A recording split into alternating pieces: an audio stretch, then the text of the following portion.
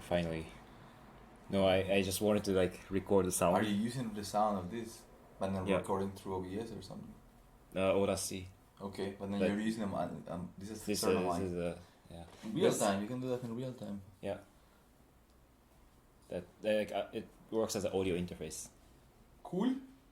Because somehow like before the trip, I think I replaced the battery almost. Yeah, but then now the battery is gone. But this is something I thought about. You know, like when we were eating at the restaurant, you were recording the sound at one point. Maybe the breakfast place. Wasn't it? Oh yes, but I sent that to you. Yeah, I got it. I haven't listened to it. That was the breakfast. That was breakfast. Yes. Yeah, because, like, I think it's super nice to eat and chat, but it's hard to record it with a video or like a good, you know, sound. Because it has to stay long. Long. Like long is like when there's so many times this happened in Frankfurt before. Like I mean, at least now we have also we have done already some chats, but in Frankfurt it happens that we just have these conversations that are so nice. Right. And then just we lost a lot of them. Yeah. It's not that everything is lost because it just comes back in different ways, but because we just sitting and talking, it's basically just yeah. It's gone. Like now, like so. I started to think like Yeah. I should just record it. Yeah. Like because without video, you know, it's hard to upload on YouTube. So I was like, oh, should I do it or not? But then, if we have just sound material, that's also fine. But also it's good because we can still upload it in YouTube. We have to create an MP4 file. Yeah, but then if you want to watch it on YouTube, Or because it can be just something that people put in the background. I think it will be still interesting to just put an MP4 file there in the chat still. I would say we can try everything, like doing there, and also like we can have like a best practices SoundCloud SoundCloud. I like the idea. Sound best practice is SoundCloud. Club, yeah, because that's what I understood, and I like the idea how it sounds. It sounds like a launch. It sounds like a cool thing. Best practice is SoundCloud. And there we can invite people to more with things with audio also. You know, people who work with audio stuff also when but that's why more like the idea of the audio club. So I like it's kind of sounds really cool, you know, like a lounge area. I see. No, but that's something like I thought about. Like, no, it just like reminded me of something. Like, maybe I told you this already, but at the schools, how to say it? Like, we had the outside space during the festival, City Leagues Festival in Cologne, and we had like 1 week for the school to do like installations and whatever in the space. It was actually quite dusty and shitty place in the like really Under the bridge thing. bridge, yeah, or the train track. Humid. Not humid, but it's just dusty. Okay. And you know, cars passing by all the time, so it's quite noisy. Yeah. And trains passing by as well.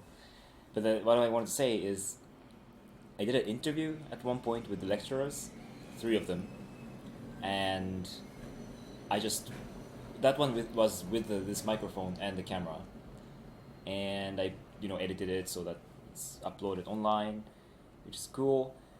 And then afterwards, one of the participants, she makes music, she's track maker, DJ, and she also has a project at the school, like a radio, like every week or something. So like they have like different hosts, so she's doing it maybe monthly or something.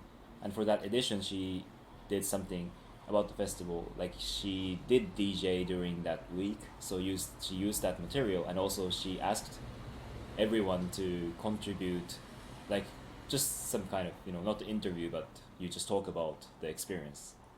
So instead of recording something new, I sent her the interview material that I did with the lecturers. And sadly no one else contributed, but it's good that I did it, because what she did is the spoken words, like she used the sound track in the background, and these spoken words are like not like it comes like like it's like a sound piece. It's not like we're having conversation, but she used these extracts to make it more like a yeah, it's hard to explain it without listening to it. But then it's basically she makes some soundtrack of that. Yeah, with the song, with the the music, and the interview, the spoken word. She like broke those conversation into different pieces, but still it's like a sentence. Yeah. Which was really nice. It's like it made me think.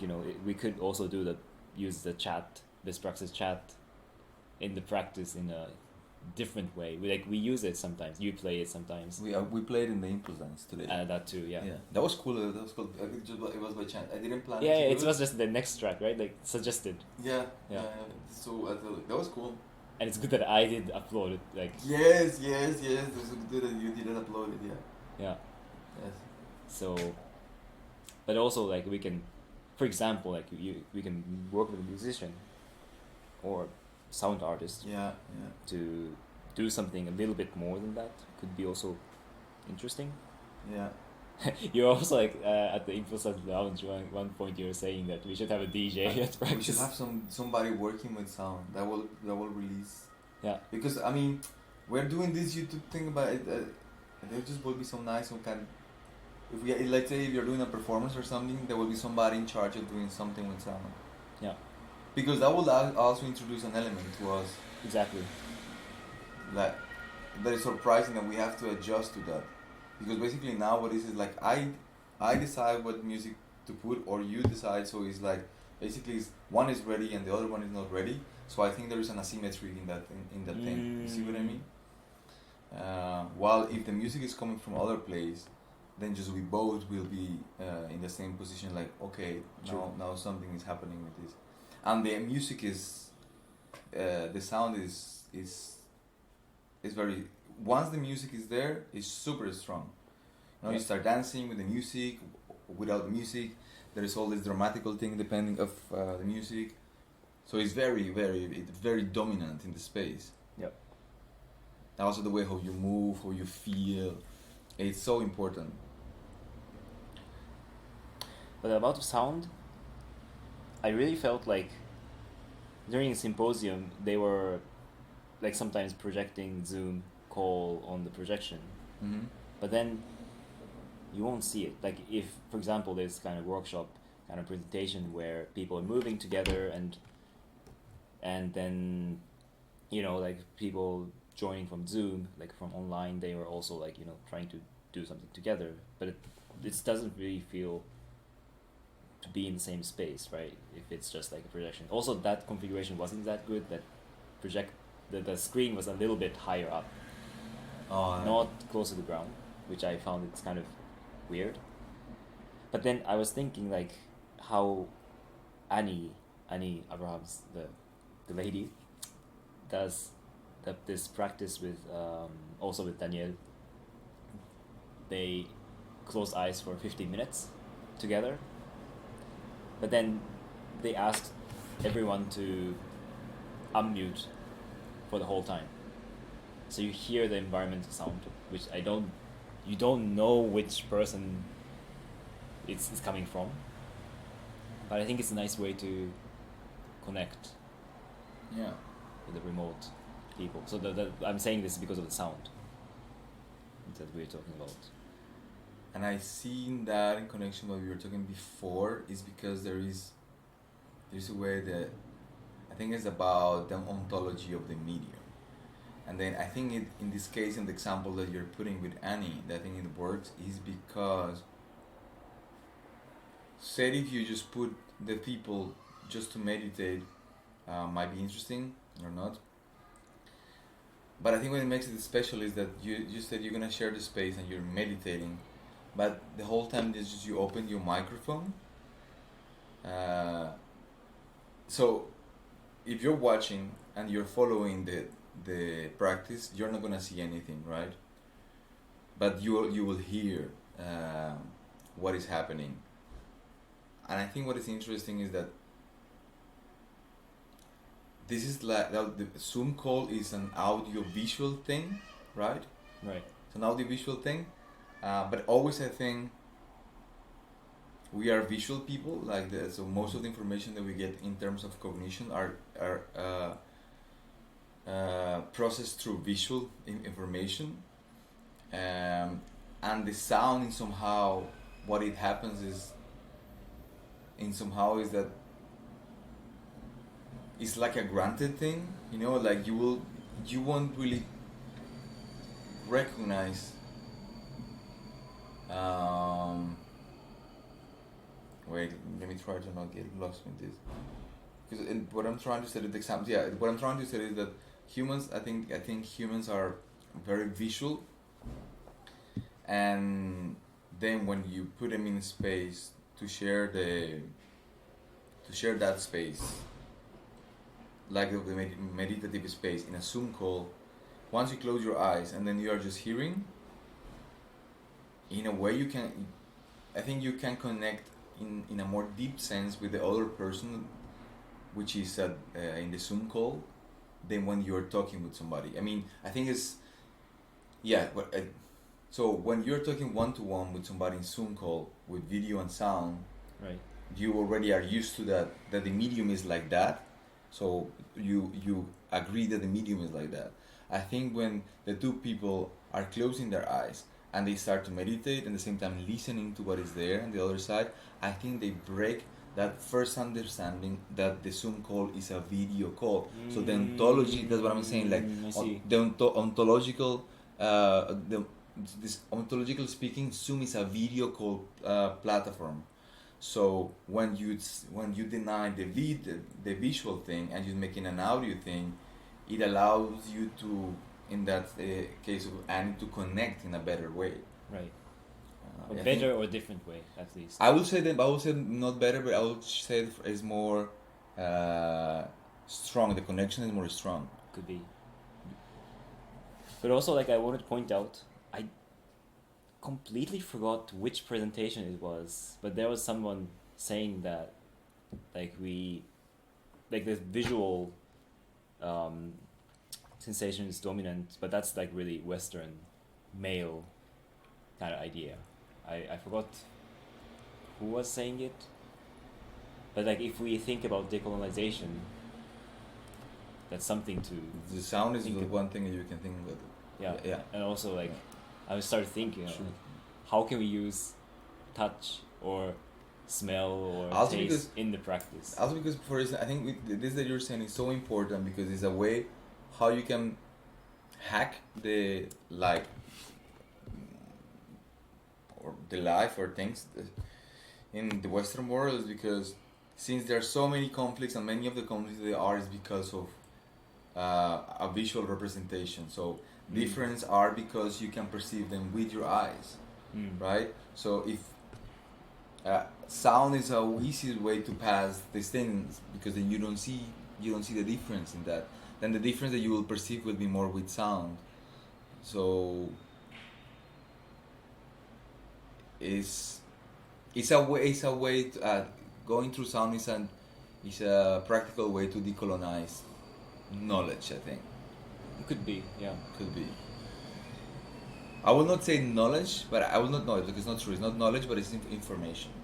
Yeah, I think I would be rather to subscribe more to that idea. Like, since the idea that humans are visual is some conception that comes from Western world, that we assume that we perceive a lot of information through our eyes, then with sound one can decolonize information somehow, or try to decolonize information somehow. Because that's about information. It's not knowledge. It's just information. We're talking about here is about information. I don't know. I need to. I cannot not understand. I cannot answer at this point. But it's also like made me think. Oh wow! Like now I really feel that with the microphone, like the tone changes a lot. You know, like how we talk. By the way. Yeah, what I was thinking is P5.js, like the processing, like JavaScript version, let's say, like communities like pushing accessibility, and one of their main accessibility project is to have text or like a spoken representation of the image, so that blind people can work on it as well, because it's processing or P5JS is so visual. Like you can do sound with it, but mostly like you draw image on canvas. And they mainly have like two approaches. One is to make, how was it? How was it? I think one is you write the text annotation in a sketch itself, so you just describe what it is. And the other one is to understand the canvas with some kind of algorithm, like which part of the canvas is filled with what color, for example. Okay. It's not very practical, I would say. It's completely different than processing. In a way, it's different than processing. What do you mean? Like, because what you're saying is that. So that's some. To speak what is happening in the Exactly. the canvas. Yeah. Yeah. Instead of the visual representation. So like Okay. I found it's really interesting. Like whether it works or not, it completely changed the medium. Yeah, that's what I'm saying. That's what I'm saying. That's not processing. Like, that's not bad or good. It's not bad or good. But it's just that's not processing. Yeah. And it still is processing, you know, because it's within the framework. So the ontology is different. It becomes something different. Yeah. I mean, we also had this idea. I mean, one of the professors, well, she actually retired already, but Julia Scheer, she told me that I should make a narrate the practice. Yes. Which I'm still interested in this idea. I should do it. No. We should do it. We can do that we can do it in the arsenal. We can just watch what we see. And just talk. Yeah. We can do that. We should do that because then we do it together. Yeah. We should do that. That's easy. Just we put it together and then you just start watching and talk at the same time. But is it like a performative talking or just chat? No, this is. It's a chat. I think it's just chat. We can try different ones. I mean, not today, because if we try different ones, at least we need 2 hours to do it. Yeah, I wouldn't even like concern too much if it's a performance or a chat. Well, it will happen. Like it will come. Not naturally, then you will feel after you finish like this is more close to a practice, or this is more close to a chat. Yeah. Or this is something new. Could be. I mean, it is new. Because that's what I have. I was sharing with Inge that I go from what we do. Gladly surprised is that this that we present here, this practice, that's not the sandbox. This is something new. This that we did with the people, that's something new. I wasn't expecting to have that as an outcome, but this is close to a performance thing. Yeah. Yeah, totally. Yeah. So that's not the practice that you and me do. That sandbox stays like that and will stay like that forever. The meeting that we have every week, and that will stay like that, I guess, forever because it's the safe place, the sandbox. Well, for me, like the IDOC was something hard to say. Like, I mean, it is something new for sure because it's not. But for me, it's not a performance, but it's not a practice, but it's like something. Like, also like it's really transforming during the practice itself. It's not a particular thing for the whole time, but based on how I see things, like at one point I was looking at people, the audience, and I had a feeling that they're just there as kind of a prop of the practice. Then I really feel that okay, I'm in a practice mode, that they're just there somehow, like we just they're computers, they're people. But then at the same time, like, well, not the same time, but at one moment I felt like they're watching us. Why are they watching us? And that really makes me feel that I have to perform. I mean, not have to perform, but I naturally come to more like a performative. What I felt, what I can say, like I can say it in that regards is that at some point I have this feeling of like being comfortable in the sense of people are there that they don't know what is happening, and in a way you're comfortable. You know, you feel like this is happening. You're in my house, basically. That's the feeling that I got. Like you're in my house, and they are like really not scared. Because when I'm watching, they're not scared, but at the same time, they don't know exactly how to behave, or you know, most of them. I didn't even know how to behave. Then I felt very comfortable. Like, I mean, this can sound a bit like how I would put it in a performance state, like if I'm dancing, and then I'm utterly comfortable with what I'm doing. Okay.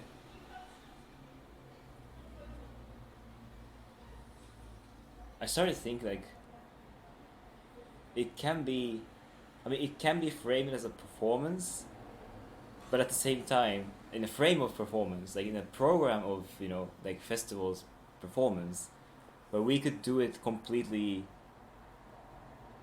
in a different way.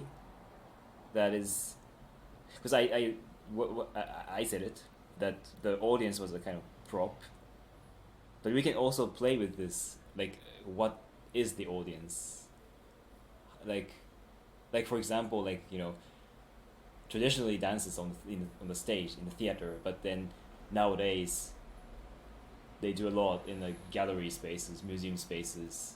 It's, you know, people like in and out, and something is happening durationally. Yeah. That's kind of completely different medium, and in that sense, like we can explore something that is, we say it's a performance, but that's just a word, and what actually we do is exploring something. I mean, okay, we do it already. So no, I think maybe if I can finish what you're saying is that, so we say it's a performance because somebody needs to call it. Exactly. But then, for what we think is, it's just a way to explore the practice.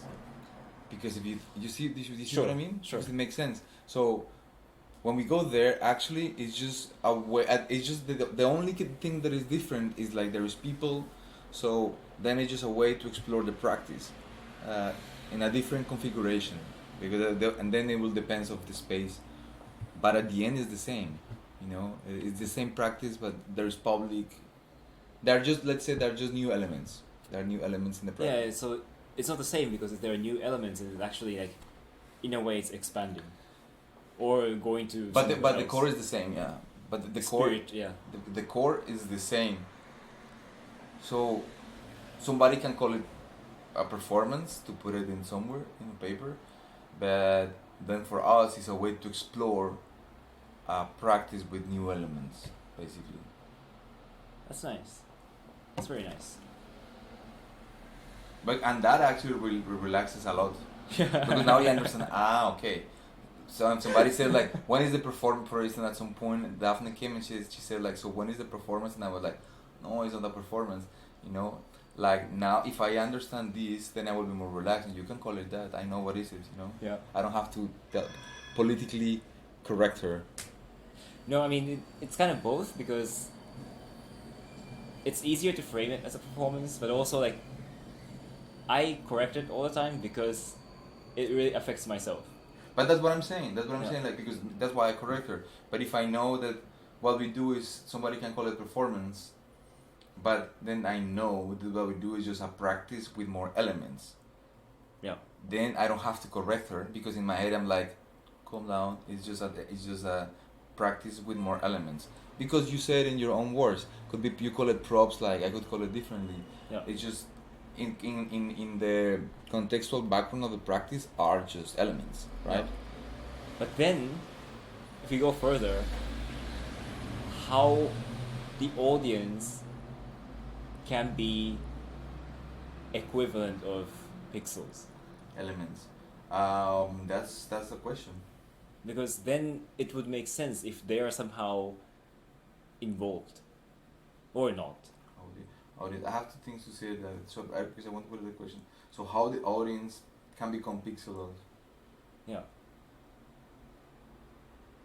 I mean, it doesn't have to be exactly pixels, but something equivalent.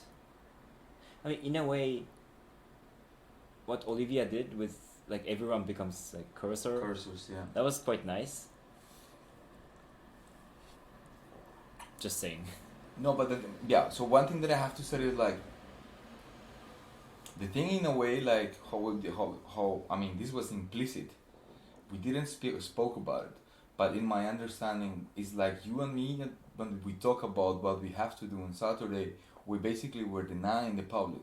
It was never spoken, but it was implicit. We didn't thought about the audience because we didn't want to get that pressure. But that was implicit. That's my understanding right now. We didn't want to take the audience into consideration because that's such a responsibility. Right. So that's one thing. But the second thing is what it happens in the space is that we engage the public sometimes. At some point, I remember, I don't know what happened. You sometimes share some. At some point, there were some small interactions with them. Like I did one. I remember you were doing something that freaked me out a little bit, and I made some motion or something, but it was more in relation with them, because they could see you and they could see my reaction also, and I did something in that regards, in communication with the audience. Okay. And at some point also you communicate something with the audience. So we did small interactions. They were not planned, but just they came natural. There were small interactions with the audience. So we did not deny them. But so what I think that is cool is that in the next step could be that we can explore the audience then. Perhaps, let me look at this. Perhaps a next performance, if we have a space to do if we are invited in a place, perhaps the next one that we could do is like consciously try to explore the audience in the space. In that sense, I think it worked that I brought nail polish, because was it definite? Like she was. Somebody was painting trying. her nails. Yeah. That was definite. Yeah, that was. I thought it was really nice because somehow it connects. Also, like we had the printouts and stuff that. It's a little bit like directional, but it's something we could explore a bit more how they can use it. It seems to me like like that we kind of could try to hack Chris' idea of like this queer house party in a practice basically. Totally. That makes so much sense. You can talk also with him in that, like just talk about with that, because it makes things so easy. And also if the performance also going back to what class was saying, I think the practice in that performative state, let's say practice performance, needs to have a long time for the people to get used to understand the space basically, to get comfortable that there is something for me just to have a queer house spirit. Without us defining what. Without us telling, because like what we want basically is that every element. So you and me and them and the rest of the things are equally, right? Yeah. But until they don't chill the fuck out, it can't happen. I mean, will happen for you and me more or less, but they won't chill out. So they need the time. If we say it, it's gonna just break the. No, you cannot just say chill out right now. There's something. That makes a hierarchy already. No. We demand something. No. So, but then it has to be. We can hack the spirit of the queer house party in a practice. Yeah. Say nail polish work very much. Yeah. Could be other things also. Yeah. That could definitely because we need just to soften down. There is nothing there to understand. That was the thing. People were trying something to understand. You don't have to understand something because I don't know what it's about. We could try to understand afterwards, but not in the practice. Just paint your nails, move around, do the hippie practice that you were doing before.